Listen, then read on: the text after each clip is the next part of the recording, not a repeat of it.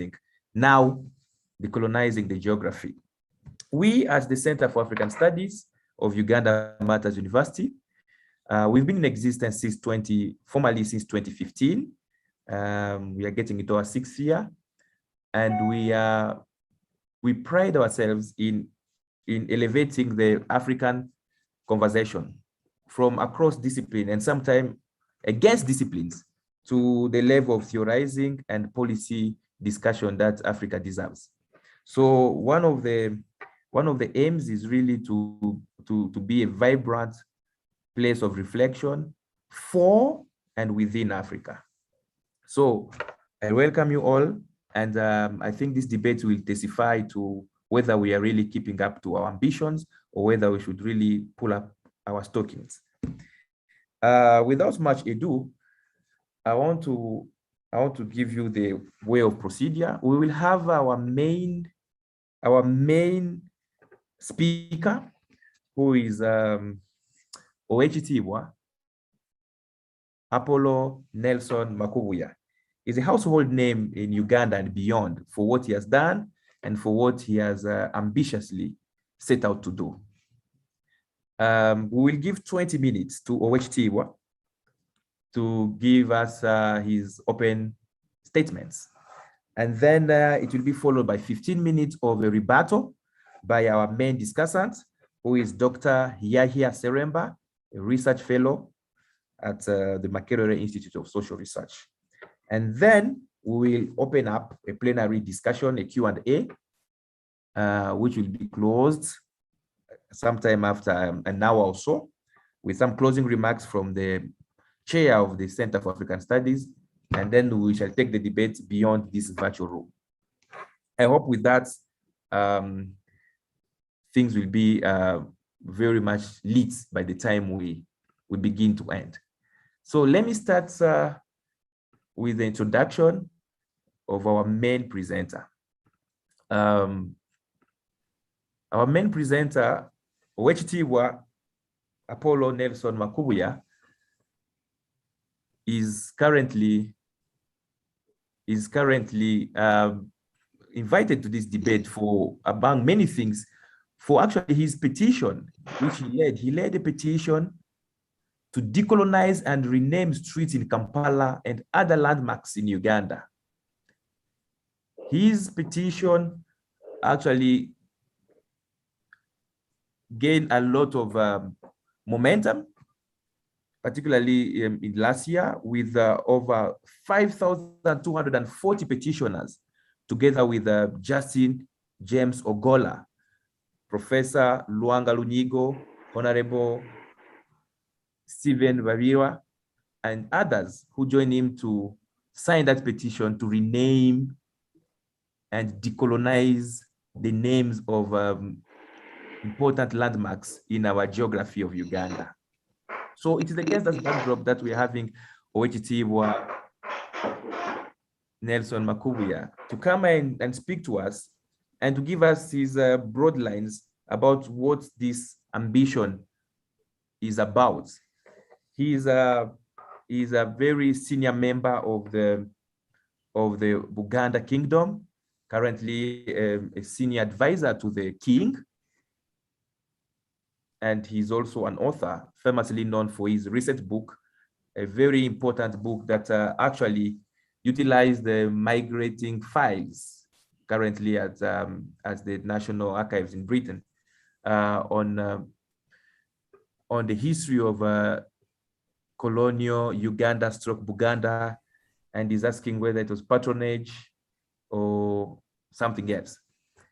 I think we cannot exhaust fully the achievement and the accolades of Oweekitiibwa Makubuya, who is also a very seasoned lawyer, a respected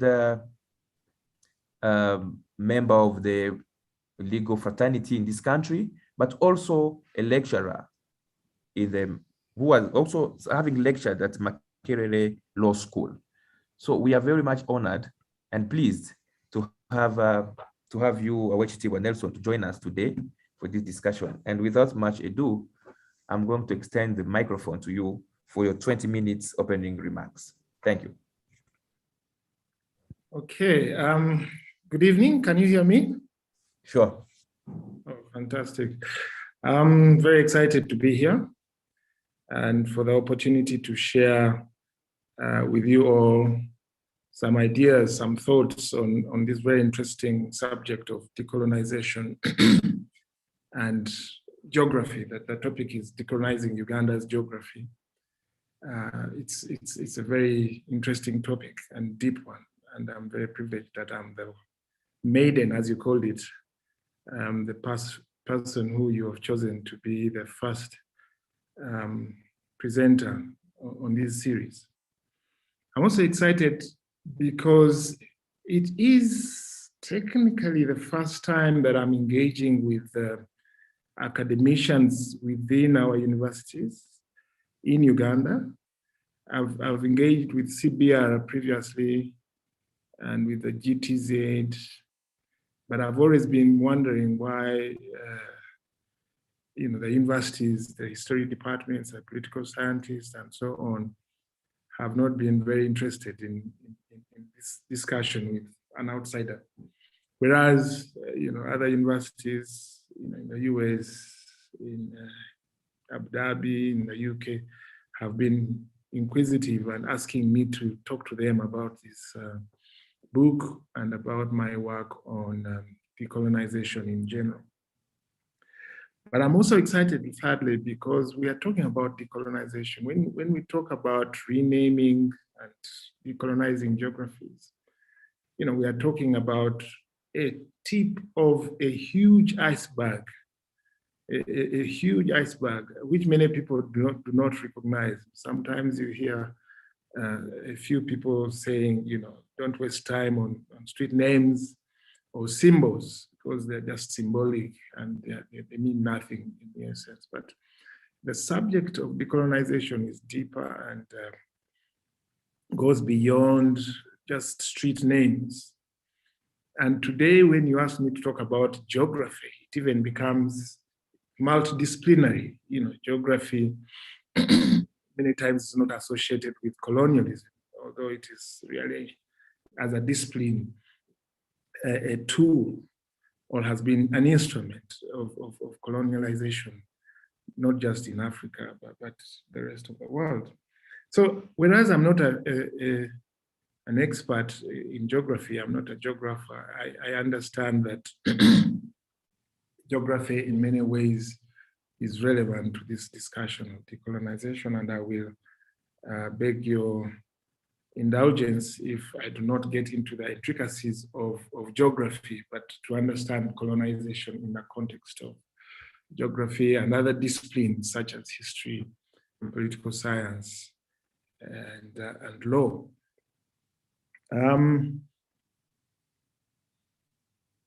When we talk about decolonization of geography, you see what comes to mind ordinarily is the physical geography, the lakes, the mountains, the rivers, the roads, the physical features. But geography is more than those physical features. It encompasses human geography, it encompasses political geography, economic geographies, and social and so on geographies. So when we are talking about decolonization, I wouldn't want us to be fixated on the physical geographies, but also expand our horizons to other geographies that we know about. So the topic really is then, to that extent, breaking silos of knowledge, because when I went to school and at university, you study law and you don't think very much about how it relates to geography, how it relates to history, and how it relates to a large extent to political science. But with time, and we see that this whole decolonization thing has been a very much of a buzzword, decolonization, in recent times. It doesn't start only with the Black movement, like Black Lives Matter. I think within universities and academic circles, the subject is very much alive. and goes beyond what is popularly referred to as political independence and so on. Many scholars, especially who are not academics, generally, people who don't go deep in these things, just equate decolonization to political, or the struggle for political independence. But I want, in my context, as we discuss this, to go beyond political independence and to talk about the legacy of colonialism and how it continues in many ways to impact our present circumstances, politics, economics, and so on. So what is geography? Geography, again, can be expanded to global geographies or to national geographies or to continental geographies. And for today, we will talk and focus a lot on Uganda geography, but I wanted to put it in context that, geography is a colonial, in many ways, a colonial instrument, as I mentioned. And when we talk about, the global order, the global north, global south, many times when we talk about the West in terms of geography or the East, all of those have direct connotations to politics. How do you define the global north and why? And why do you define the global south and so on? So who defines geographies is the question. Who defines geographies and why do they define geographies in a particular way? There must be a reason.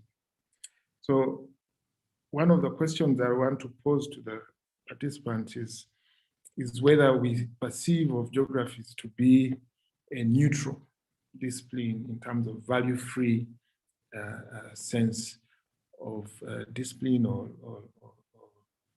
idea. I submit that it's not value-free, neither is it neutral. It's loaded with politics, and the definitions of territories, definitions of spaces is often determined by the political power and the political power and the power relationships that exist in society very much influence what is termed as geography. And there's a way in which the discipline geography has been implicated or is implicated in this whole colonial agenda. And that's the reason why we need to address it when we are talking about decolonization. For those of you who know and have read my book, I start off by defining how the scramble for Africa was worked out. A couple of men sat in a room in Berlin in 1885 and carved out the continent. That was a geographical exercise. I mean, they were looking at a map and defining territories. And that is the beginning, as far as Africa is concerned, of the scramble for Africa, the partition of Africa, the colonization, ultimately, of the continent. So you cannot divorce geography from that whole process of colonization. And it didn't stop in Berlin, but continued throughout following the colonization. And when they colonized particular parts of Africa, and I will use Uganda as an example, they went through different processes. And I don't want to go through the narratives of how they went about it. But once they conquered these territories, they immediately created, again, in a geographical sense, territories, and even named those territories. Before the colonial expedition, there was no country called Nigeria. There was no country called Uganda. There was no country called Kenya, and there were no boundaries of those countries. So they used geography to earmark and impose a colonial order or hegemony in these different places.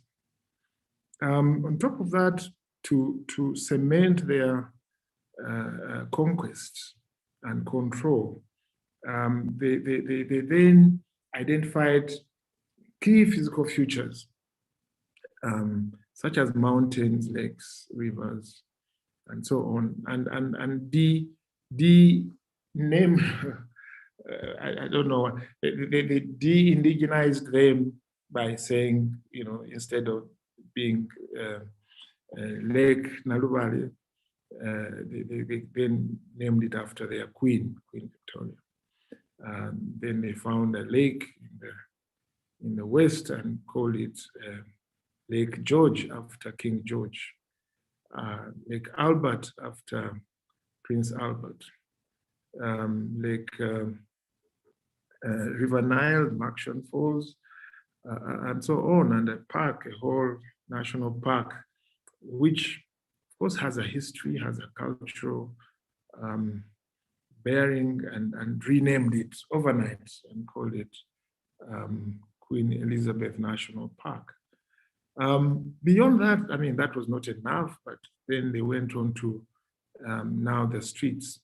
I wanted to draw your attention to the fact that many of the streets, especially in the capital city in Uganda, are named after military generals that conquered, that were responsible for conquering this part of the country.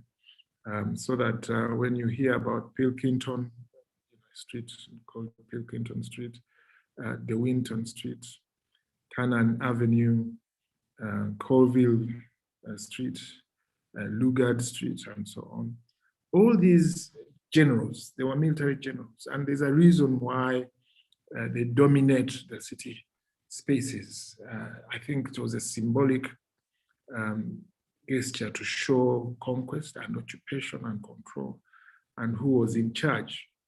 It is sad that so many years after independence, political independence, 59, we've just celebrated those years, we continue to glorify and give undue glory to these conquerors, and some of whom were really responsible for atrocious actions against our people in subjugating and putting us under British imperialism. And this is what brings me to the whole decolonization of geographies in Uganda. What have we done as Ugandans, as Africans, to, beyond political independence, to free our minds and liberate our minds from a colonial legacy that I've considered to be pervasive even today? In the case of Uganda, several things have happened. The British came and went. In 1962, we got a new flag. We got an anthem, which many people cannot sing from beginning to end. We got a national character and so on. But one thing that bothers me is that beyond that political independence, very little has been done to address facets of colonization that continue. I call it the legacy, the lingering legacy of colonialism, and which, in my mind, continues to explain or contribute to the level of underdevelopment of Uganda, of Africa, in the context of a globalized world. I believe that we have many reasons, many factors that keep us behind as a continent, as a country. But one of them, seriously speaking, is this whole question of a continuation of colonialism in many ways. So, but my focus today and in the last few years has been on renaming, but really that is a small aspect of decolonization. Decolonization I see as a process that never ended, that continued, but only changed facets. And one can say, yeah, but that is what Kwame Nkrumah has been talking about. That is what African leaders have been talking about for so many years. So what is new? There's nothing new, but we haven't done much to address aspects of decolonization following the 1960s. Very little work has been done certainly by the political leaders in our country, to free ourselves, to free our economies, to free our societies from the powerful forces of colonialism. And today, you know, we were previously talking about European colonialism. Now we are facing new forms of colonization. So I feel that it is therefore important very much as we face the future as a country and as academicians, as students, as leaders, to address this question of decolonization. I talked about some street names in Uganda and which for me represent a legacy of oppression and which I would like to get rid of. I and many others, you heard that I led a petition which in many ways was unprecedented in Uganda, and handed it over to Parliament and went to KCCA, and I'm still pursuing it, although the speed is slow. But we have lit a fire, and this fire, I hope, now that we are even at this forum, will help to awaken a need in each of us to address, understand it, first of all, understand, but also redress questions of decolonization. Geographies define spaces. When I talk about spaces such as Katanga, such as Katwe, such as Kibuli or Kibuye, vis-a-vis spaces such as Kololo, Nakasero, Mbuyabu, Golobi, I hope that paints a picture of how geographies can define spaces, but those spaces are also inherently representative of some segregation, racism, and other aspects which are associated with colonial rule, divide and rule, and so on. So that's why these are important aspects that we need to address. How is geography used to divide groups and individuals and communities? And should we allow for that to continue? Should we break it down? Why would you be defined by the place you live in? And why would you be deprived by virtue of the spaces you occupy under these geographies?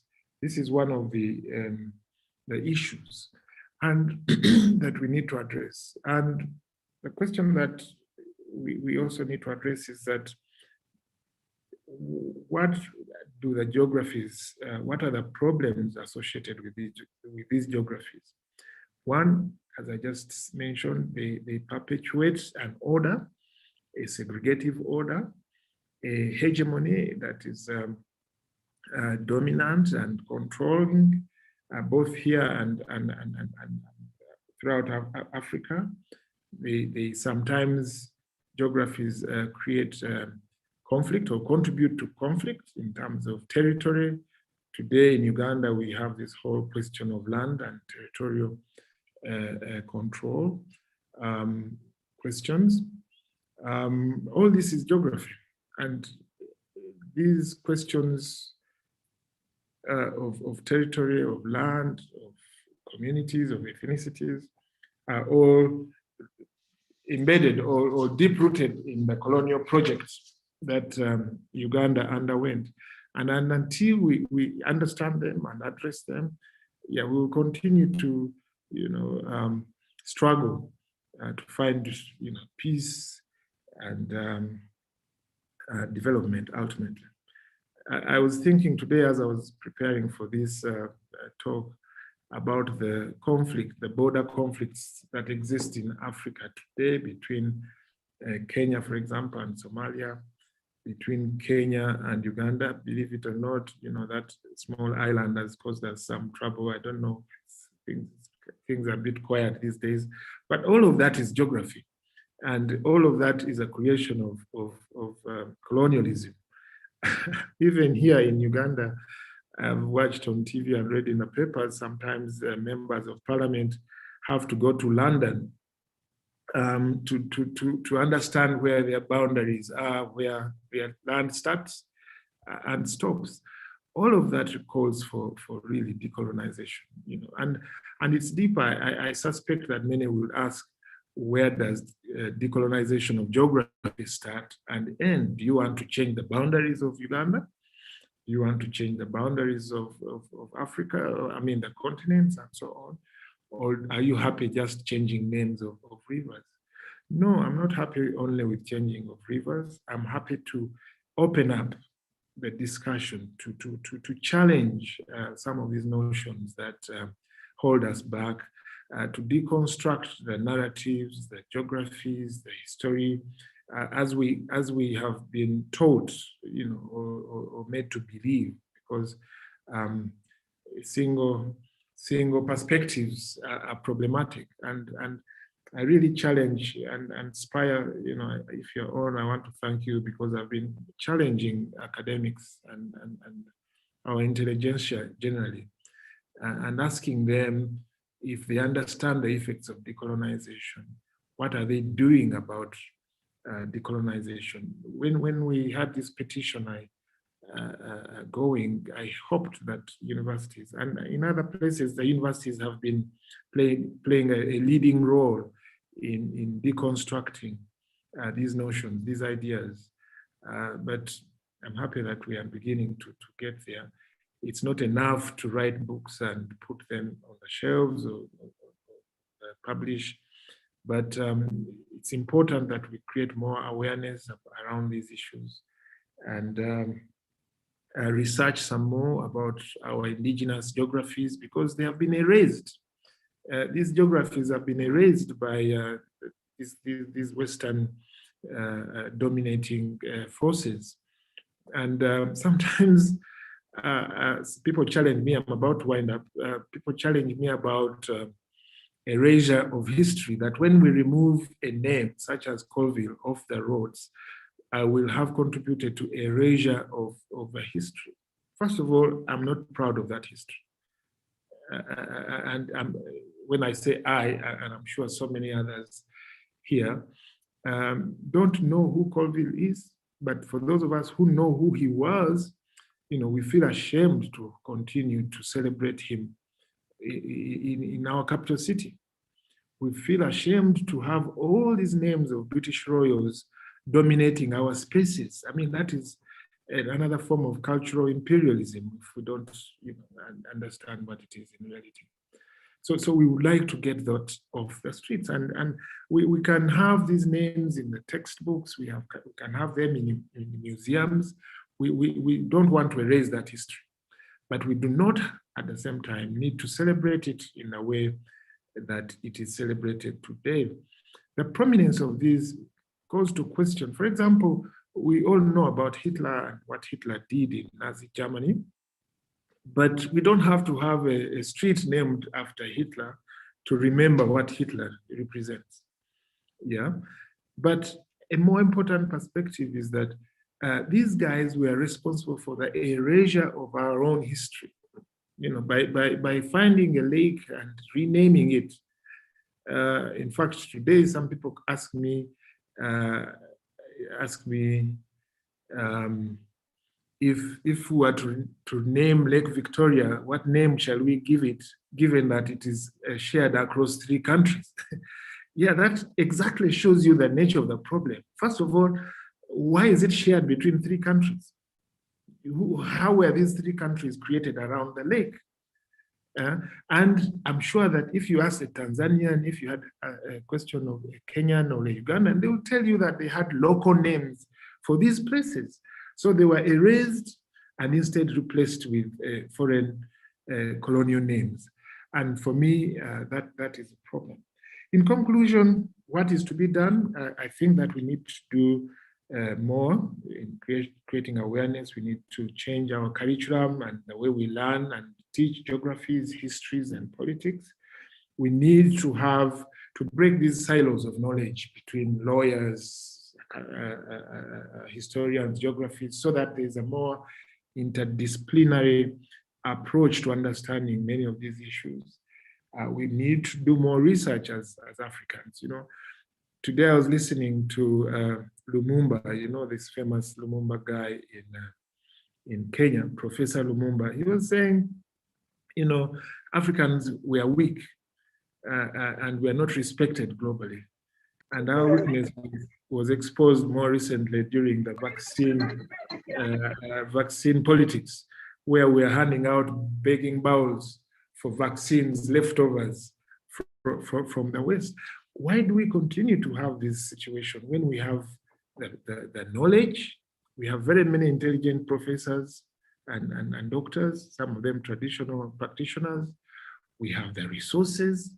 We have the best environment. Why are we begging for vaccines? So friends, these are many big, deep, and complex questions, and ones that cannot possibly be addressed in one seminar. But I invite you to share your knowledge, ask questions, but we need to do more to educate and to be aware of the forces, the colonial forces that continue to impact and shape our livelihoods. Thank you. Thank you so very much, Apollo. Thank you. I promise you. Can we mute ourselves, please? Yeah. Can we mute ourselves, please? Lokeris Goretti, just mute yourself. Yeah. Let's keep our microphone off unless we are speaking. Let's keep our microphone off unless we are speaking and observe. I want to thank really so very much Apollo. You have really at least from the start, you have disorganized our settled understandings, and you have done it so well. I cannot regurgitate all your points here. I am struck listening to you. I'm reminded of this important book by Winnie Chakul, Mapping Siam, and he's telling us that there are layers of geography. So Winnie Chakul is telling us about the story of how denaming, renaming, and re-renaming constitutes the process of geography. And our very own also, Mamdani's very little book, and perhaps the most persuasive of all, a very small book. It's titled Define and Rule. And so he says colonial people defined and then they ruled. It did not say divide and rule. He said defined and rule. And I think it's a very important reminder. We are going to have a rebuttal. This is a discussion, and typical of our establishments as the Center of African Studies, we thrive on debates. So I want to pass the microphone to a respondent to this very important unsettling statement you have shared with us. We will have Dr. Yaya Seremba, a very good friend and colleague of ours, our very own, who has recently joined the African Bookshelf also with his contribution. He's an author of a very important book for this country and beyond this country, titled The Puzzle of Ethnicity, the book on political violence in Rwenzori. And among many things, he has a chapter in that book which really comes to terms with the decolonizing of our politics and decolonizing our political community. And he's talking about, among other things, residency as opposed to ancestry as a way forward for African countries. So Yaya is in our midst. Yaya is known as a critic, a political theorist of formerly colonized spaces, but also coming from a very interdisciplinary background of politics, history, culture, and literature. We couldn't get a better respondent than Dr. Seremba, who is against many odds, has been battling with a lot of sickness, but he said, I can't afford to miss Owetiti Wamakubuya. It's an important voice, and I need to join the chorus. Yaya, the floor is yours. You have 15 minutes, sir. Thank you very much, David, for this opportunity. And more broadly, I would like to thank Uganda Matters University, and particularly the Center for African Studies, championing intellectual debate and for spearheading the revival of the spirit of scholarship in Africa. I have heard a few things about this Center for African Studies, and I'm convinced that it represents great hope as Africa, as African universities seek to position themselves as serious producers of knowledge. Owechitiibwa Makubia wants us to get rid of the names, symbols, monuments that seem to celebrate colonialism. This is his vision, or at least part of his broader vision of decolonization. In his discussion today, which is much more illuminating than the ideas often attributed to him in the mass media, he has raised important questions on the relationship between geography and conflict, geography and identity. And the idea of the tribal homeland came to my mind. The colonial tribalization of territory, the colonial assumption that the native is defined by geography, while the West is defined by history. So for those who have read Henry Maine will tell you that the genius of the West is in its ability to formulate a law that transcends territory, that transcends space and time, transcends geography. It can be abstracted from its place of origin, abstracted and applied in a different geographical area, in a different place, in a different historical context, in a different context. As for the native, as for the custom of the native is limited by context, by its context, by the territory in which it is born, because it is incapable of abstraction, incapable of being abstracted and being applied in a different geographical area. Now, those are the kinds of assumptions that informed the colonial making of customary law, that every tribe has its own distinct customary law that is limited to a particular ancestral homeland of that tribe, a particular territory. So I thought that was extremely illuminating idea that Owechitiibwa Makubia has brought to our attention, and I thought that it is worth emphasizing and worth our attention. But I want to focus on the changing of the names. The organizers framed today's debate in terms of the proponents and the opponents. I surely don't intend to oppose or criticize Makubia's vision of decolonization. Instead, I intend to locate Makubia in a broader intellectual tradition in which I think he belongs, and then highlight the assumptions informing this intellectual tradition, and then shed some light on the ways in which these assumptions have been engaged. In the process, together, Makubia, the audience, and I we will hopefully explore ways of thinking about decolonization in more broader ways. First and foremost, I would like to commend OHT Wamakuya for acknowledging that Africa faces a problem of colonialism.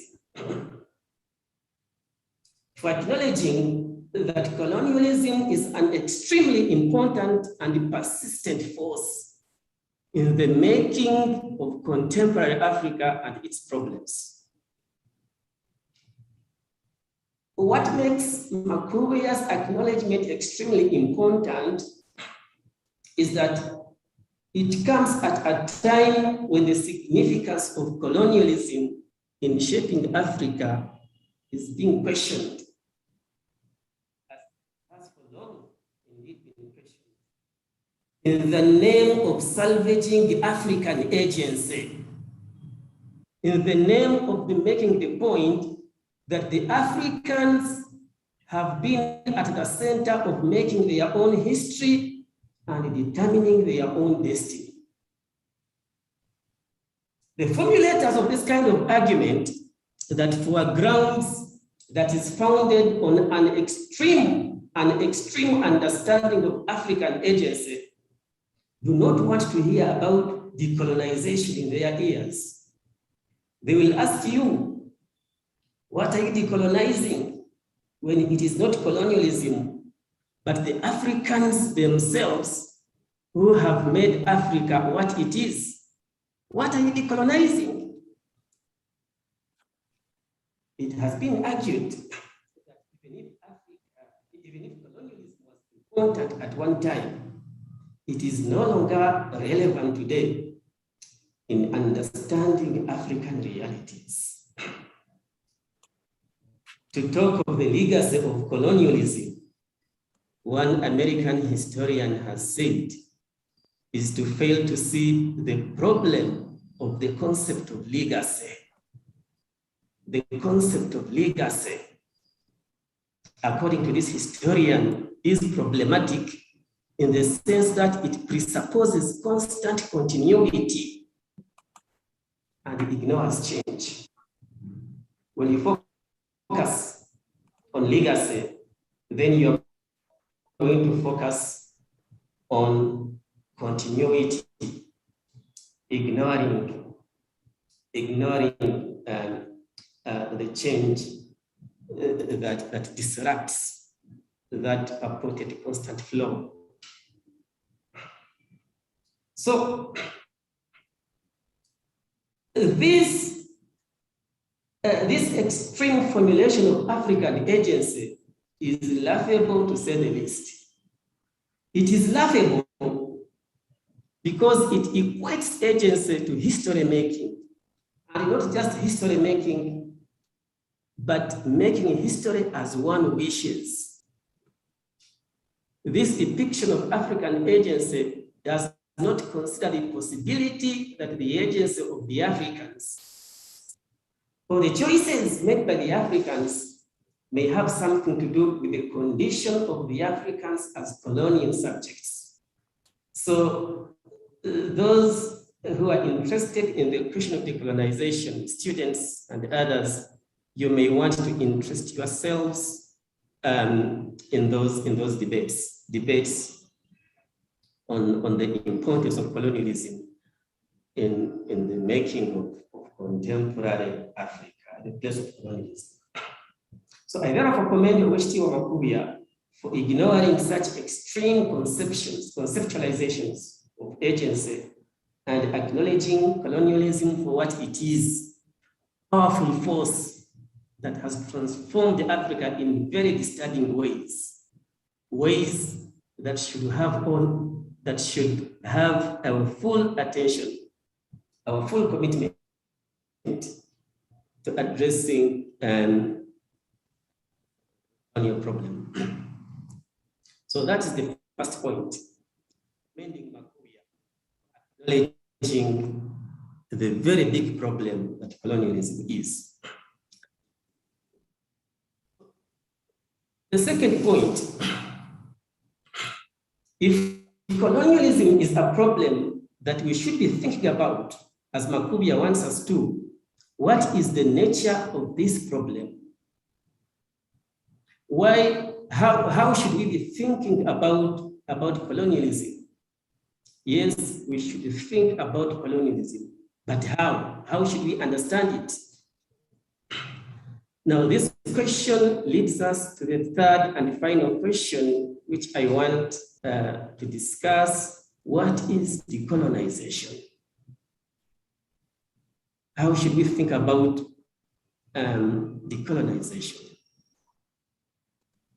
Now, it's not difficult to understand the pain that Owechitiwa Makubia feels when a street in Kampala is named after a brutal colonial officer who inflicted untold suffering and humiliation on the people of Africa. His pain is clearly understandable and justifiable. That should such names be done away with is a legitimate point. My worry, however,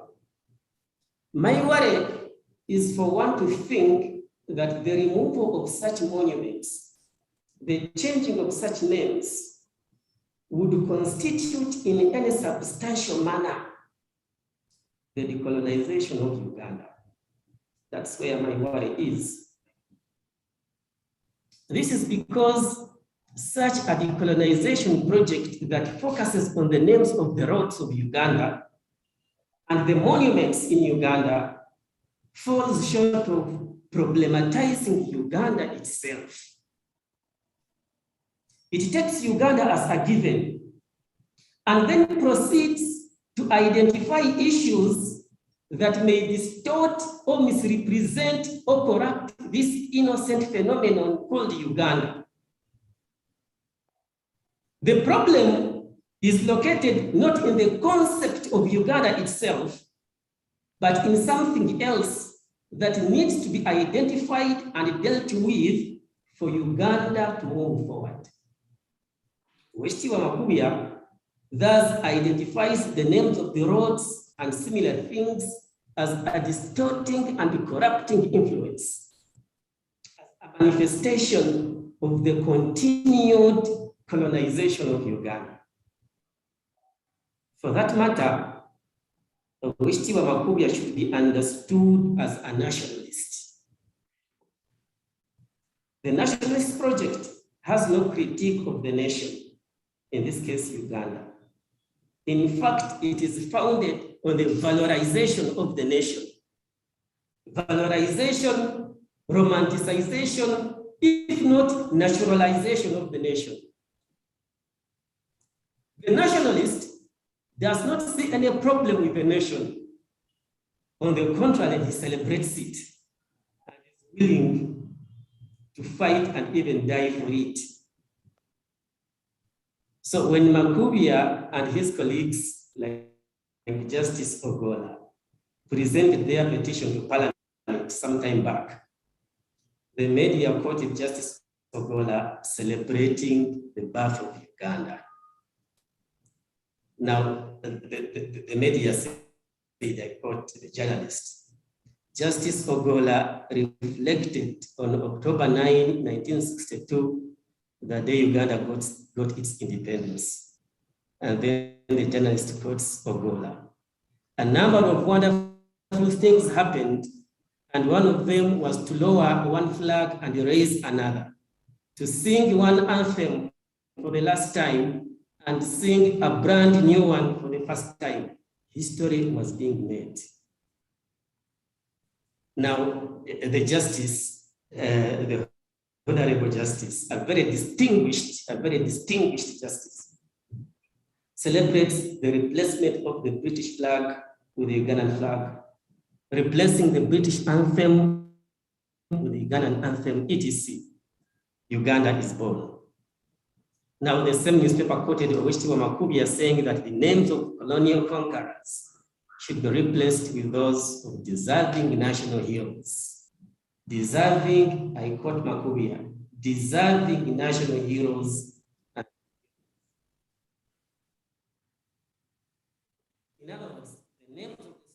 Can you say it again? Yeah.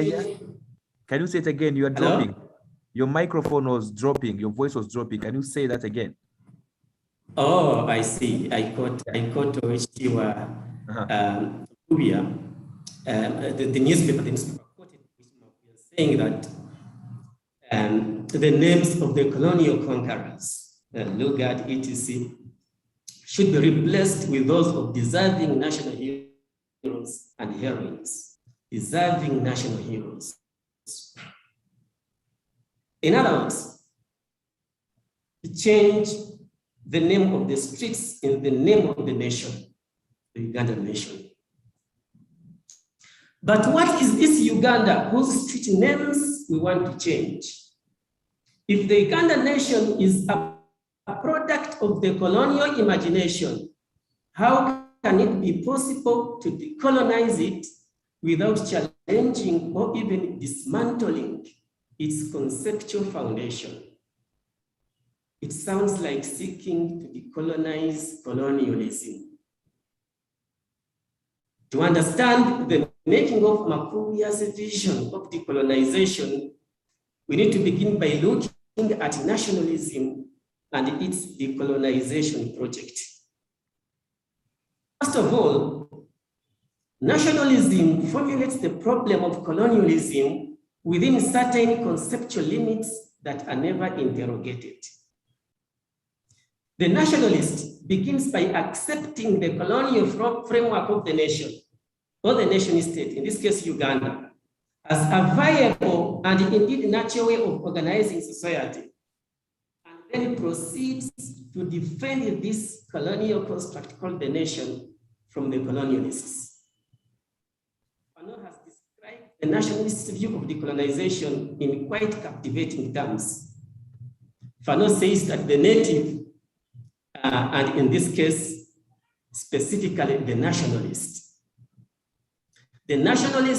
understands decolonization simply as the putting into practice of the sentence, the last shall become the first.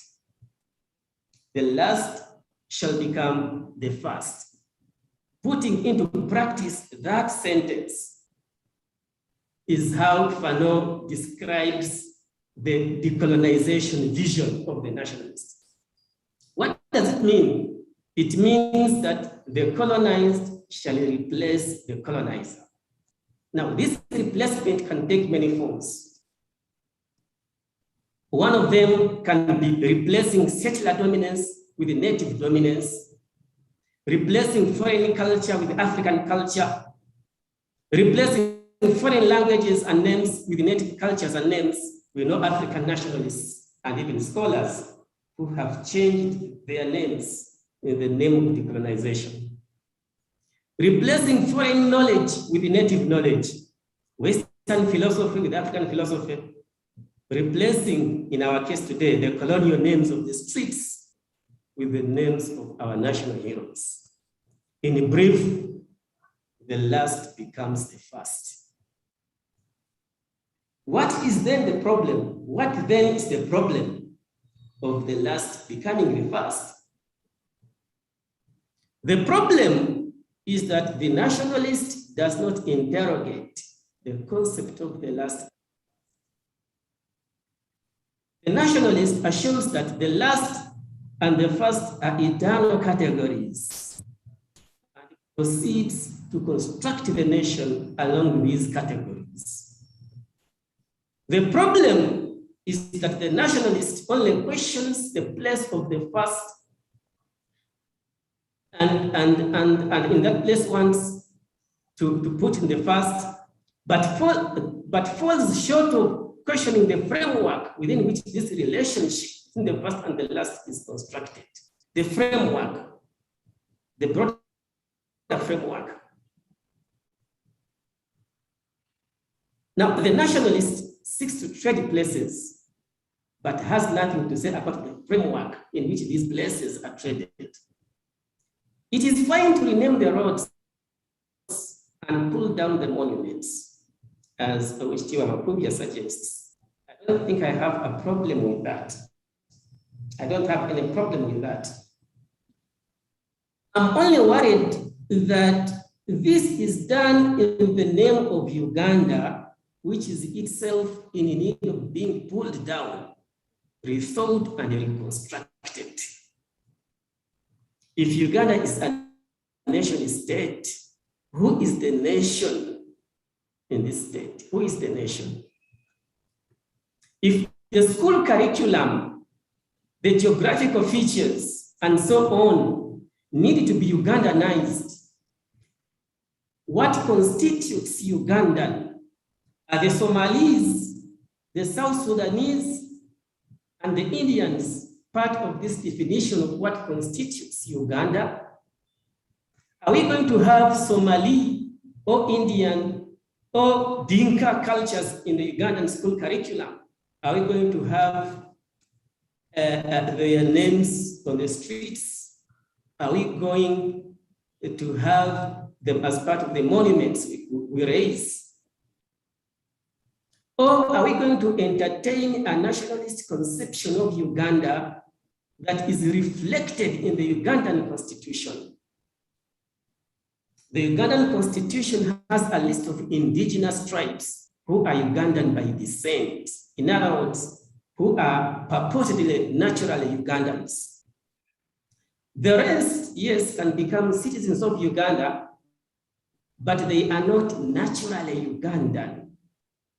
They are not part of the Ugandan nation.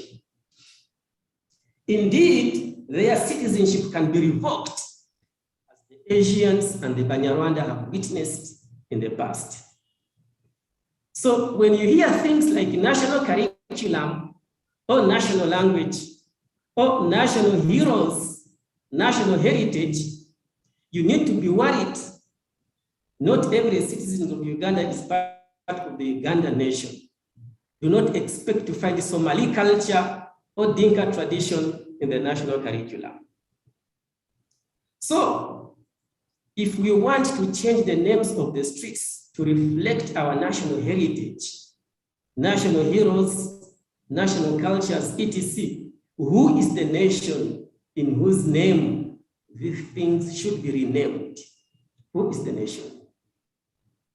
Nationalism presupposes homogeneity, or at least some degree of diversity, but within certain limits, within certain restricted boundaries.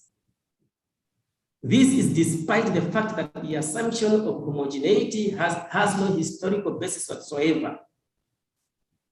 Whereas Europe came to define itself in homogeneous and discrete terms, we know that the concept of Europe as a distinct entity is a recent invention. The so-called European heritage that purportedly formed the foundation for modern Europe is drawn from very diverse and very different sources. We now know that even ancient Greek civilization was never proto-European as it has widely been portrayed in Eurocentric discourses. You will have to wind up, Yaya. Yes, David, I'm coming to conclusion. Thanks. In 1 2 minutes. Even if we agree that the Greeks were European, which is absolute nonsense, we know from Afrocentric and other accounts that the Greeks learned their sciences from ancient Egypt. Ibn Khaldun will even add from Persia, meaning that there were diversified sources from which they drew their civilization, which is now claimed to be European, to be the foundation on which modern Europe, on which European identity and civilization is founded. And of course, Jill and Ija will tell you that the Jews, who nowadays are seen as part of European heritage, Christian European heritage, understood themselves as more Arab than European until very recently. So the understanding of society in discrete terms, such as national versus non-national, is clearly a modern European colonial imposition.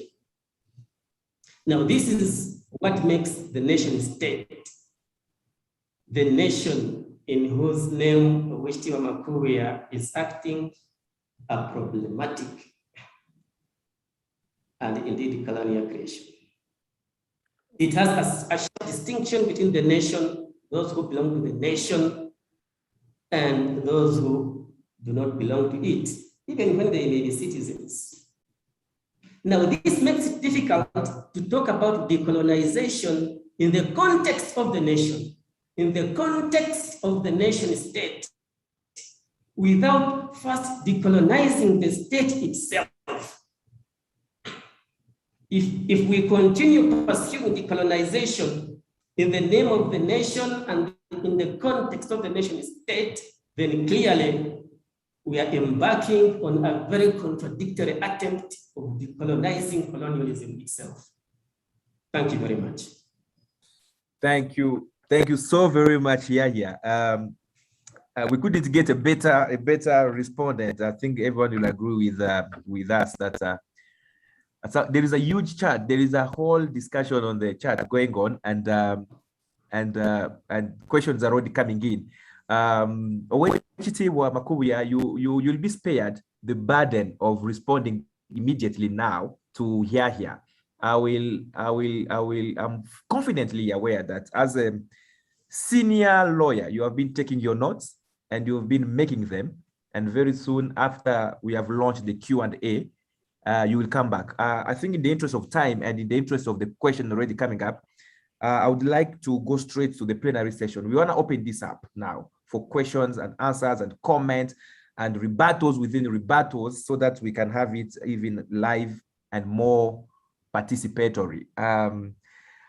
Before I do that, we'll be taking questions by way of virtual hands. If you can just go and to the reactions here and you raise your hands up, or you can drop in the chat, particularly writing that you have a question. If you prefer to speak to say it loud, you will have to put your virtual hands up. If not, we can also read it in the chat if you don't want to say it. In the aftermath of Idi Amin's coming to power, a diplomatic joke is shared amongst different circles that Mobutu was invited by Idi Amin, and they met on the borders. And on their shared birthday, they said, let's give ourselves a treat. So we eventually saw Lac Albert becoming Lac Mobutu, and then Lac Edward was turned into Lac Idi Amin. And this is 1973. Joseph Desire went on to become Seseseko Kukumbendu Wazabangu, and Idi Amin also added Dada to his name. So we had Kuku and Dada on both sides of the western border of Uganda. And then, before you know it, the Congolese start saying the fish in Albert Lake is Congolese because this is like Mobutu. And the Ugandans say, okay, we shall focus on Albert, and the fish in Edward is then Uganda. That was the product of decolonizing the geography in the 70s. Having said that, let me open this up for a discussion. We have Brother Lozia's hand is up. Mutiaba's hand is up. Can we have more? We're going to take a basket of 5. We shall be going with 5 questions. And then, yeah, we shall start with Brother Lozias will be the first. We will go to Mutiaba Emmanuel, second hand. The third hand I acknowledge is Jude Sempuma. Jude Sempuma's hand is up. The fourth hand has come up. Yes, Dr. Dennis Musinguzi's hand is up. And who will be the fifth? Okay, keep the question short. Keep the question very short. A minute, just a question, not a statement, a question. Less than a minute is fine for us. Let's start with the Brother Rogers. Question or comment as short as possible. Oh, thank you. Thank you, David. My observation is about the challenge of language. For example, if we say would like to decolonize, what about the language? In fact, those countries which excel, like the Japanese, Chinese, they teach everything in their language. Now in a case in Uganda, what can we do? That's very, very important. When you are speaking another language, it's hard to decolonize yourself. That's one. Then all our cultural things like food, medicine, and so on, they are called primitive. But if we don't go back and reprogram ourselves, realize that all these things are precious, then we are lost. Thank you, Chair. Thank you so very much for keeping it short. Let's go to the second hand. We have Emmanuel Mutiaba. Yes. Thank you very much. Actually, I agree with Wachtiwa Malkubu 100%, because by changing our local names, these colonialists knew the dangers they were doing to us.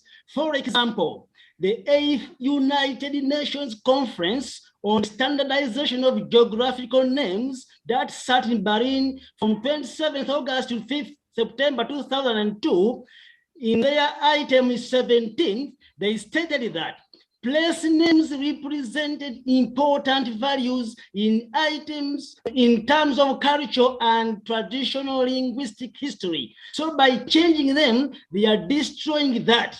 Local names, actually, streets, rivers, lakes, and forests, etc., evoke emotions since they express uniqueness and historical connections. Therefore, local names of places represent irrepressible cultural values of vital significance to people. So these local names, therefore, are of major social importance. I agree with Dr. Proponents that we should really revive them than just continuing going with these colonial names of majors and so on. Thank you very much. Thank you so very much, Emmanuel. That comment is taken up, and we go to the fourth hand. Yes, Jude Sempuma. Thank you very much. I agree with Aloysius Biaruhanga that language is key when we talk of decolonization. We need to conceptualize what we are and the languages we use. When we talk of Uganda, when is Uganda, where are the boundaries? So the concept should begin with the way in our mind. So we need to decolonize our minds, the way we think, the way we behave. So this should begin with the we. But defining who we are is also a complex entity we should engage ourselves. My question to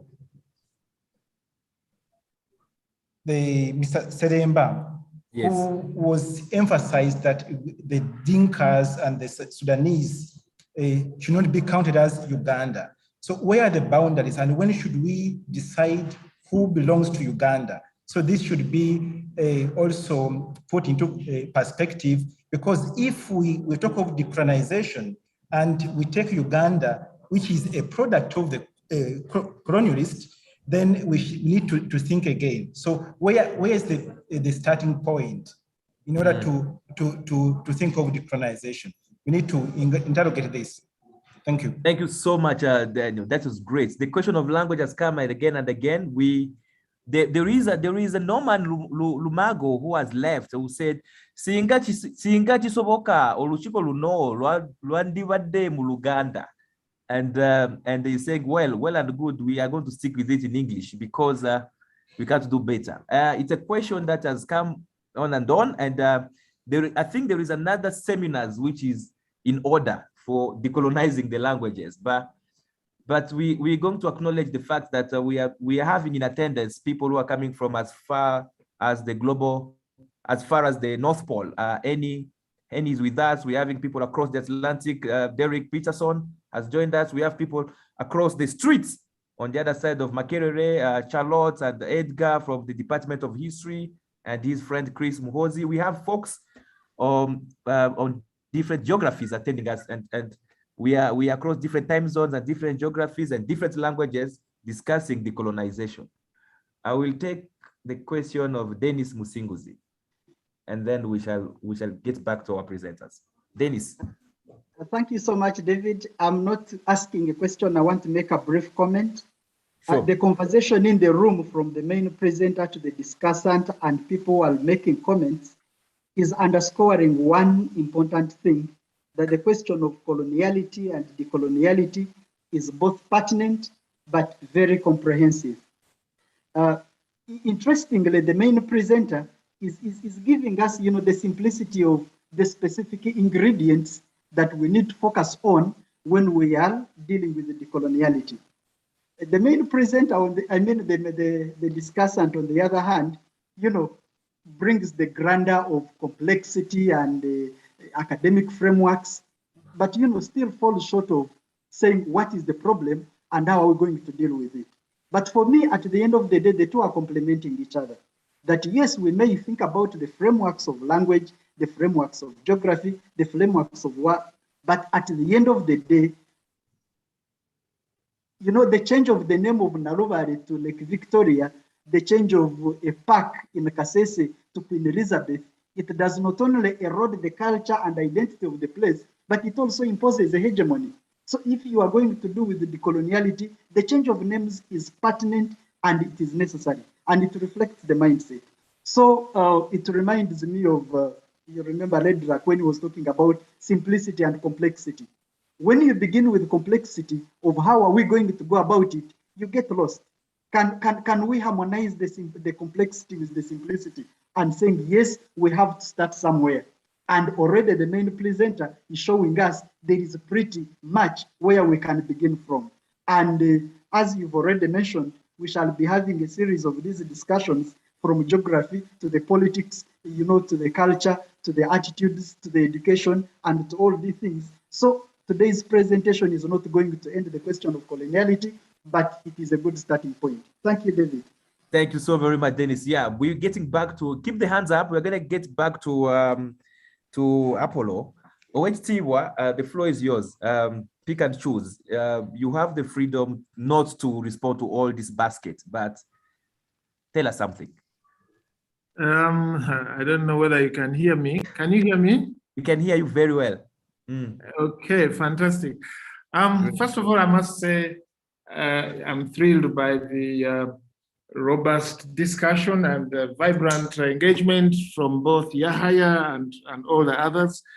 And I think that this should continue because it raises many times many more questions than we seek to answer. And there are validations of some views and challenges of others. So I think it's a great thing. But let me say that I think Dennis put it very well when he captured or framed the debate between simplicity and complexity and so on, but all aimed at the same. Let me say that decolonization is not a zero-sum game, if you know what I mean. It doesn't mean that you must break and destroy everything, but I see it as a process through which we can review, find what works, what doesn't work, because, for example, renaming of street names. For me, I focus more on problematic coloniality, but the cases such as Colville and Tannen and so on, especially for those who know what they represent, are the most conspicuous that need to be dealt with. But there needs to be an audit of those aspects so that we see what works and what doesn't work. Many times I am confronted with arguments like, why are you using English to make your points? Why are you writing in English? Why are you wearing a Western kind of dress? Why do you go to these films? Why do you call yourself or be accept to be called Apollo Makubi and so on? But you see, that is to miss the point. If I choose to dress up like this, that is my choice, but it doesn't take away my mind and understanding of what colonialism represents and how it affects the way we do things. So it's not a zero-sum game, and I invite Yahaya and others to think about it, so that even when you raise questions of romanticization with Uganda and the question of unity, Of course, this whole decolonization is to challenge these theories, to challenge these concepts, and work out at the end something that works. But let me first of all thank Yahya for a very illuminating rejoinder. I was wondering what he was going to be opposing. You see the way the question was framed, opposer and proposer. So, but I think he has made a very powerful case and raised three important points on African agency. You know, many people sometimes when you talk about colonialism, they say, but listen, we have the Europeans went away so many years ago. We have had our leaders. They have had some of them a worse record than the colonialists themselves. So why are we wasting time even with the guys who were here 59 or 60 years ago? So agency is an important point. The conceptualization of the notion, phenomena of what is colonization, what is decolonization, where does it start, and so on, I think is also important for us to understand. But I think his most serious point is this whole question of problematizing Uganda, as he put it. You know, Uganda is a colonial creation. It wasn't made in heaven, or it wasn't God made. So why are we even talking about nationality in this context? How can we even talk about, you know, national heroes when we don't have a nation, reconstruct the nation state? All those are powerful arguments, and therefore, if you say you need to deconstruct, then don't even start renaming or questioning or challenging names of colonial masters. And there, I agree to an extent that Uganda is a colonial creation, but you know, one in which we operate and exist, and one where we must all work to identify those colonial aspects. Of course, whether or not we are going to deconstruct our boundaries, and you know, maybe that will be the ultimate goal. As at the beginning, I said that the renaming of roads and streets and lakes and rivers is a tip of a huge iceberg. I don't know if you remember that, Mr. Moderator. I said that. And that meant that this is just one small aspect of the problems that we have. In the book that I authored, I talk about challenges of integration, challenges of you know, Uganda. I talked today about the national anthem and the fact that many people struggle with identifying with that national anthem and so on. I talk about language and how, you know, using English is such a limiting factor to many, especially when they're involved in business transactions or in seeking justice in courts of law, or even articulating their points in parliament and outside it. So there are questions there, and I think through forum like this one, we can engage on how to deal with them. Yahya has, you know, beautiful language on how to go about these issues, process, and so on. But let me say that I'm in agreement with him that we have to really challenge, and this is what this whole thing is all about. We really need to challenge the concepts, the narratives, the historical narratives, the geographies, the politics, and so on, so that at the end of the day, we can then emerge with something that can work and confront those forces that we are talking about. Great. Okay, maybe I can stop there. No, great, it's great. I'm sure there is another basket again. There is a buffet. I'm going to spare you the burden of response. Let's pick a few other hands. There is another conversation going on the chat. I encourage both Makubuya and Seremba to check the chat. We're going to listen to Benedicto Cavito, Richard Sewa, yeah, and then we are going to have also Waswa, I'm also going to use my indulgence as moderator to invite to call out Connie. Our friend Connie has been very much live on the chat. Connie, and lastly, Natalie Furaha, and Lily Musema, who have been on the chat as well to join us. Yes, and Monica Rinda. Let's start with Ben. If we keep it short, the better. Yeah, thank you very much, organizers and the presenters. This is something that we should exactly have been happy to be part of, and I'm happy that I'm part of it. I think today's presentation has, in a way, showed us that the project of decolonization, just like the project of colonization, has both the physical and the metaphysical aspects. And I think our presenters have helped us to, in a way, try to bring these two aspects together to help us understand the complexity of the problem we are dealing with. Mm-hmm. For me, there are no opposition in the views that have been shared today, but Owekitiibwa Makubuya has pretty much focused on the physical elements and necessities of the project of decolonization. And Dr. Yahaya has pretty much helped us to understand the metaphysical elements that should walk hand in hand with the physical realities.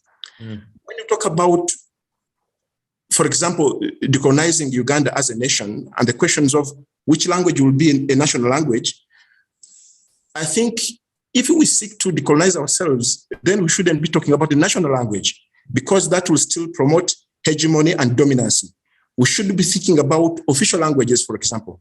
South Africa has 11 languages, which can be used and should be used equally, regardless of where one comes from. You are not entitled to use one. As long as you can use one of those, you can go. So it is a question of understanding how do we, both physically and metaphysically, situate ourselves, our debate, as well as actionable endeavors towards this. Otherwise, this must continue. This is quite a good beginning. Thank you. Thank you. And we thank Zoom for giving us these convening powers to do this now. Let's listen to Richard Sewachirianga. Thank you very much to OHT1 and the rest of us who are listening. I'm honored to be with this. My name is Richard Sewachirianga. I'm a research fellow at the Center for Basic Research. Now, for me, I want to just make one additional point, and this is really to sort of expand and continue with the process of what we call problematizing. If you go back to the origin, even further before colonialism, we know that the migrations in Africa that led the people who moved from Footajalon Mountains and those who moved from Southern Africa, from the Zululands and others, and then settled here, is what then probably may have constituted some of us who call ourselves Ugandans. But the original thinking is that probably it's only the Ik and the Batwa who are the original Ugandans. So in a sense, I think even a discussion of decolonization can never be framed as a discussion on a return to an authentic, because there is no authentic that we can return to. I think what we can really, agree to is that we are struggling to weave, a pattern of how we live together within an array of contradictions, social, political, and economic, and all kinds of other contradictions. Because I think that will give us the comfort to know that whatever we try to do, yes, even when we rename things, I think it is really within the process of saying we are, constructing meaning out of something that had its own pain, had its own project as a political process. So that's what I would love to add. And I know, this is a long discussion, but it's been a very beautiful thing that I've listened to this. Thank you so very much, Richard. This is a very important addendum, to our conversation. There is no return. There is no authentic place to return to. There is no such sources. It's not a zero-sum game. And finally, the geographical is not neutral, is not value free. At the heart of it is the political. Those are very important points. I hope some students are formulating their thesis already, their thesis project. Let's listen to, I'm going to give the floor to Waswa Timothy and then Monica. I'm going to indulge your patience now that we are getting to our original time closure. I request that maybe a 20 minutes addendum to our time should be entertained. I'm asking this particularly from Owechitiibwa Makubuya and Dr. Seremba, if we can go another extra 20 minutes so that we can do justice to this new basket of questions. I take it to be a yes. Is that okay with our main presenters?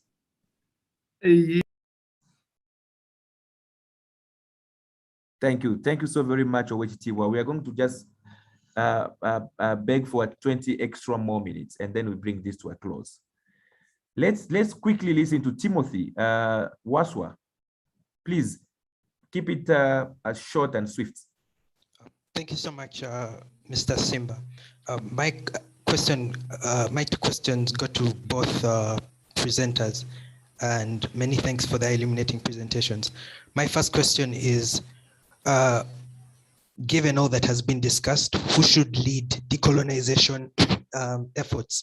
Should it be individuals like Owechitiibwa Makubuya, or should it be institutions like the Center for African Studies, or nation states, or cultural institutions like Uganda, or activist movements like Black Lives Matter and Rhodes? I feel that is a question that has come up because of the illuminating discussion. My second question is, taking Dr. Yaya's problematization of the nation state, how do we then prevent this problem of the nation state from affecting other decolonization efforts? For example, Professor Derek Peterson is leading an initiative on returning so-called Ugandan artifacts from the Cambridge Museum, but there are lots of artifacts. For example, there is the remains of former Baganda Kabakas. There are lots of artifacts from Bunyoro as well as from Ankole. If we are to take Dr. Yaya's problematization of the Ugandan state, does that project, that decolonization project that Professor Peterson is leading, and thank you very much for that, Professor Peterson, I know you're on this forum, how does that affect a decolonization effort like that, and how can that problem be solved? Thank you very much. Thank you so much. Let's listen to, what was my important there? There was Monica, and then I will call upon Connie. Yes, Monica Aturinda. Yes, thank you, David, and good evening, ladies and gentlemen. Thanks for the opportunity.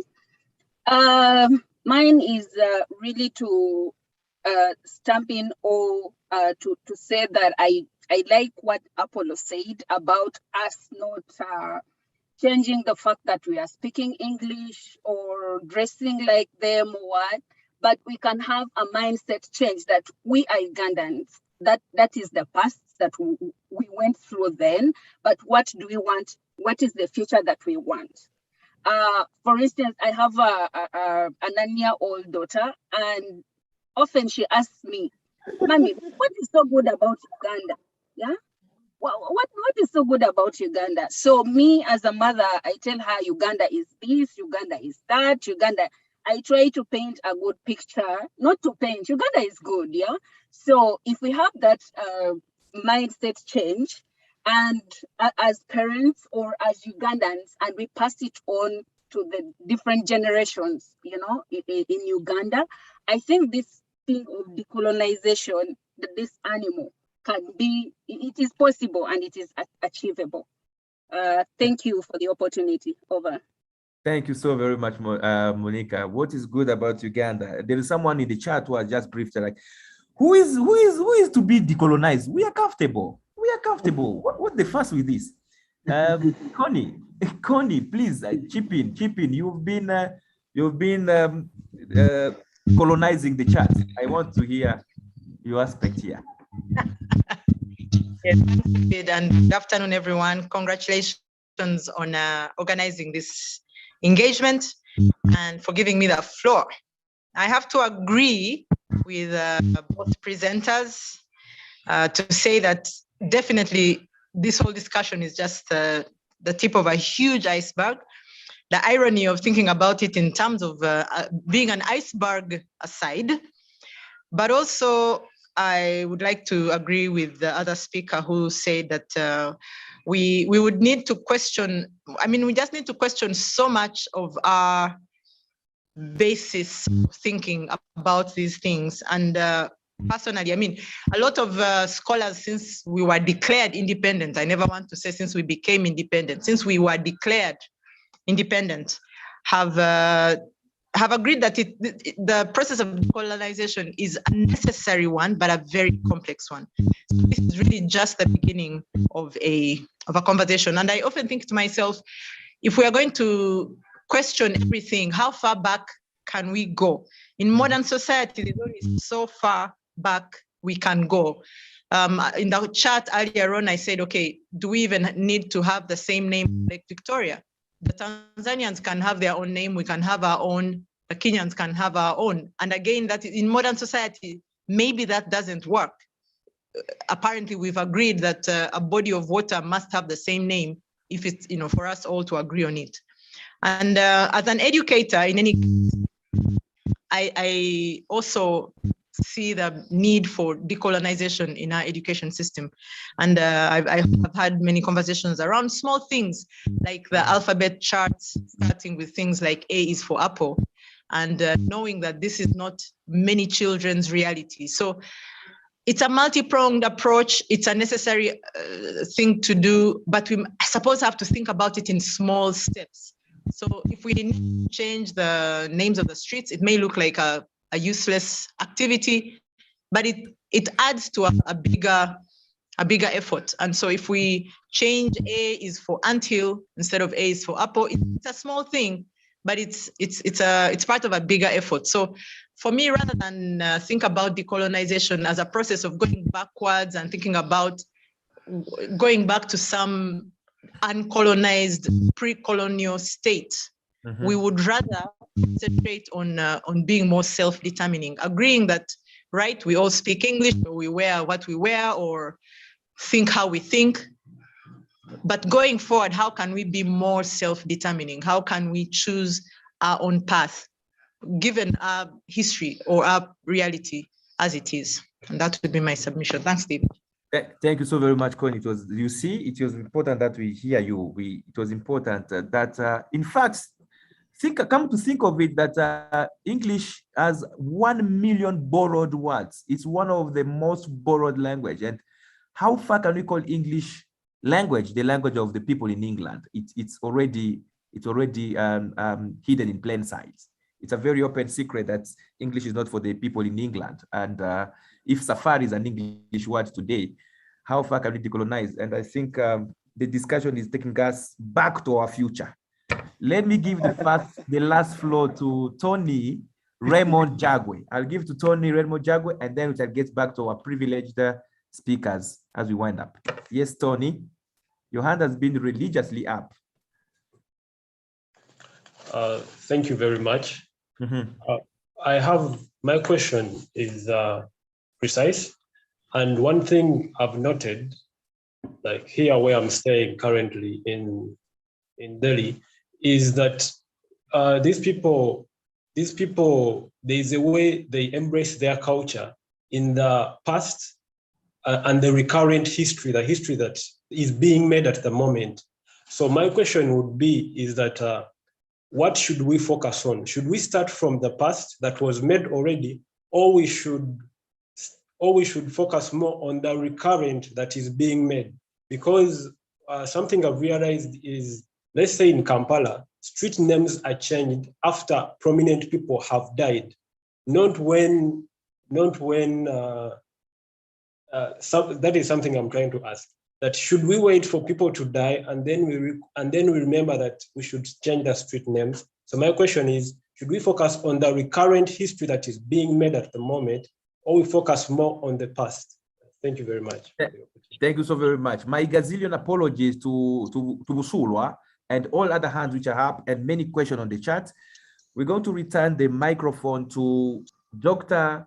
Yahya Seremba to give us his eventually his closing remarks, his winding up, his semicolon, because we cannot put a full stop to this. And then I'll give the floor back to Owechitiwa. But Dr. Seremba, please give us a hiatus in lieu of a conclusion.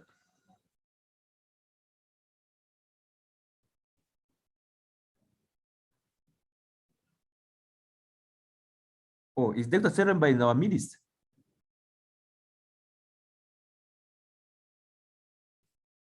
Oh, Dr. Seremba must have fallen off the radar.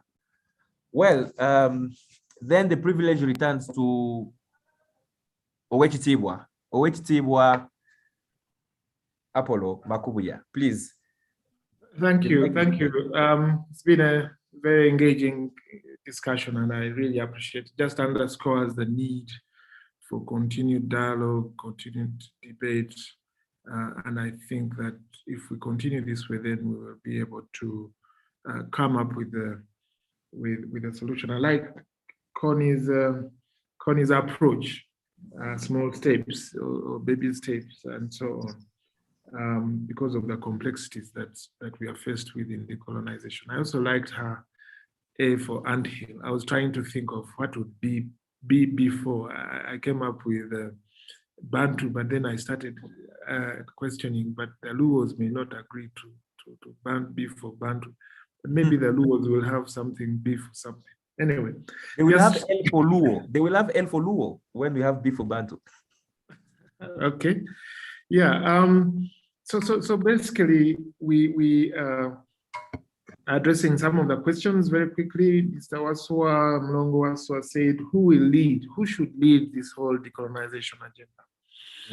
And he suggested a few, will it be individuals? Will it be leaders? Will it be universities? I think that it's a collection. I mean, at whatever level, and depending on how much you understand these issues, I think we should all contribute to the discussion and ultimately to the agenda of decolonization. At an individual level, what you teach your children about the history, the language, at a society, community level, what you choose to be your laws, what you choose to be your practices and customs. So I think we each have a role, but so long as all those forces from all directions concentrate on the center and the focus point, then we will have some achievement. About artifacts, these artifacts, and I'm very happy that Professor is on the talk show. I mean, on this forum. I also participate in this debate on restitution and return of stolen artifacts, and I'm very happy that as a result of many voices from different places, increasingly the Europeans are beginning to give way to the return of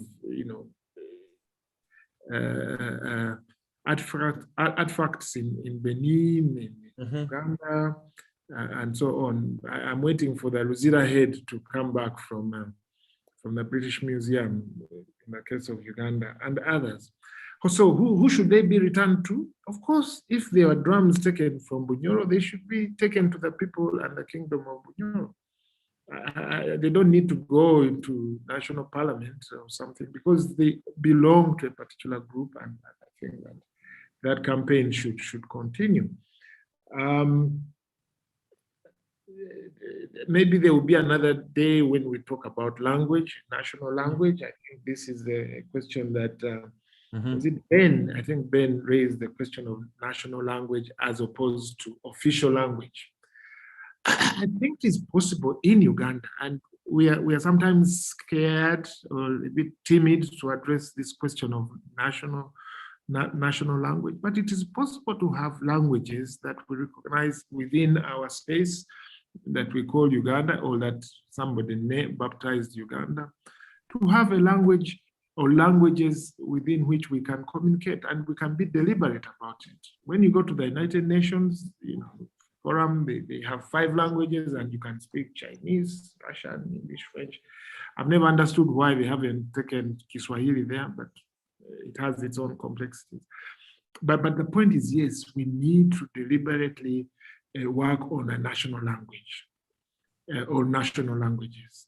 And in the case of Uganda, I think it's possible to have at least 4 or 5 languages within which, generally speaking, people can communicate to each other better, and therefore increase our, national ethos. If Professor Yaya was here, he would take me back to, what do you mean national?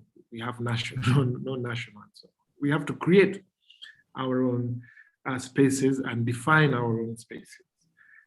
If they coincide with the boundary that the British set for us, so be it. But we need to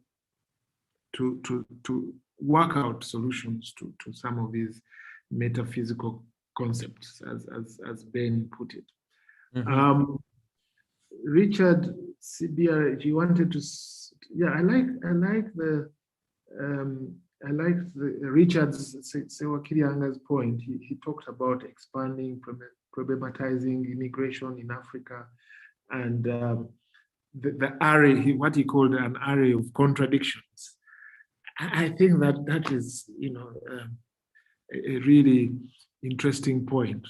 Okay, we have a big contradiction, but does that stop us from engaging on some of the aspects with a view of hopefully resolving the biggest of contradictions? I think that is the approach. That is the approach that we should address, and it starts from somewhere. In this case, in Uganda, but we have to resolve, African unity, for example. Now, when we get to that level of African unity or African collaboration, more trade, more, more focused and intentional development, I think that's the one way we are able then to confront the other contradictions at a global level. So I know that time is run out, but let me say that really, if there's nothing else that we are picking from this debate, let it be that there are many questions. Uganda is a basket of questions. Really, coloniality and so on is just one of those questions.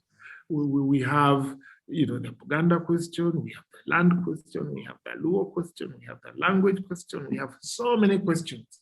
But I fear that we do not take sufficient time to confront these questions candidly and in a deep and consistent manner. I think that this should be a basis for us to continue to engage, and not just within the ivory towers where our academicians, our intelligentsia lies, but outside those. And that is why, for me, even though I'm not a historian, even though I'm not a geographer or political scientist, I feel challenged to wade away from the law and learn a few things about these other disciplines. And that way, we can all together, work out a way forward for our country and for our continent. It shouldn't remain like this. Knowledge is supposed to help to liberate and make things better for us as communities, as countries. Mm-hmm. Yes. Thank you so very much, Owechitibwa. You are selling the yeast, and many will bake with their bread. I think this is very important for us, because we are not just demoralizing. We are not demobilizing ourselves because of the grandeur of the problem in front of us, but I think we are going to take it up. And this is the maiden discussion. It's the maiden debate series. We promise you that we're going to come back. I want to give half a minute to the chair the chair of the Center for African Studies at Uganda Matters University, to reiterate our promise to these discussions and what we're going to do next. Chair, the floor is yours.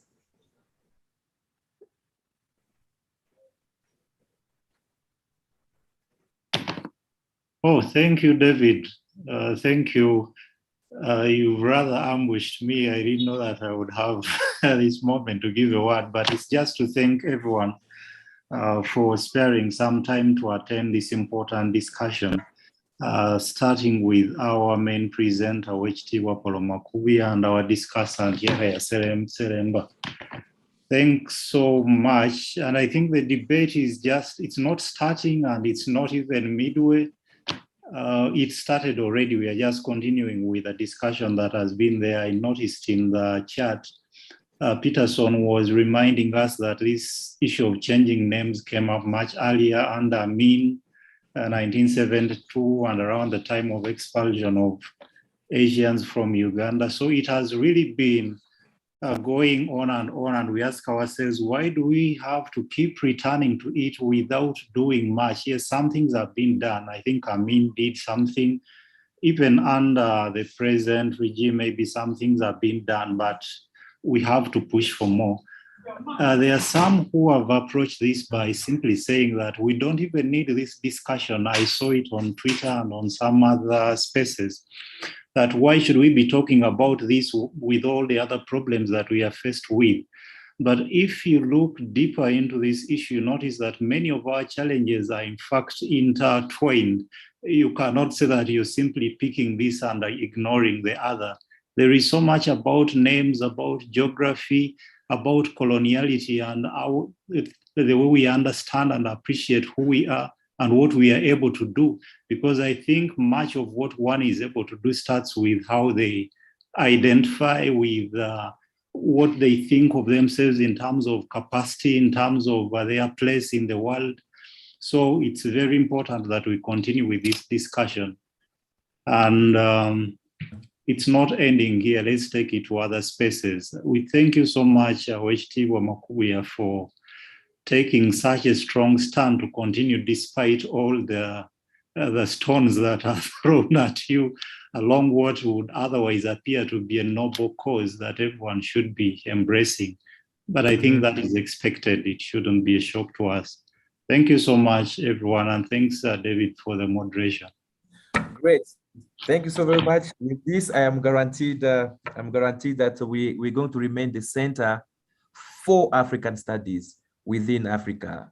And we are very much deliberate about it. We want to be purposefully a center for African studies, and not just of African study, not just Africa as a subject of study, as an object of study for that matter, but also Africans as put at the center stage of our inquiry. We will come back with the second debate. I want to take the assumption that all of us here, 55 up to now on the chat, on the call, have signed up to be members of CAS, and we will again give our generosity of time when called upon for a second debate, which will be most probably in a month's time. For me and the team behind me, who have developed the concept, who have thought through this idea, it's a big thank you. And for those who have really soldiered on up to now, I'm sure it is not a disappointment. I hope there's a lot of foods, cocktails, and drinks for thought. And let's carry on. Let's carry on in our small spaces, in our big spaces, in our roads and avenue. Let's think about how geography is not neutral, is not value-free, and that geography is also a political question. It is within our means to impact on this conversation in the ways that we want our future to be different from the way our present is and for the way the past is recollected. Thank you so very much, and have a great evening if you are within the East Africa. Have a very good morning across the Atlantic, and those in Australia, they are just coming to the new day.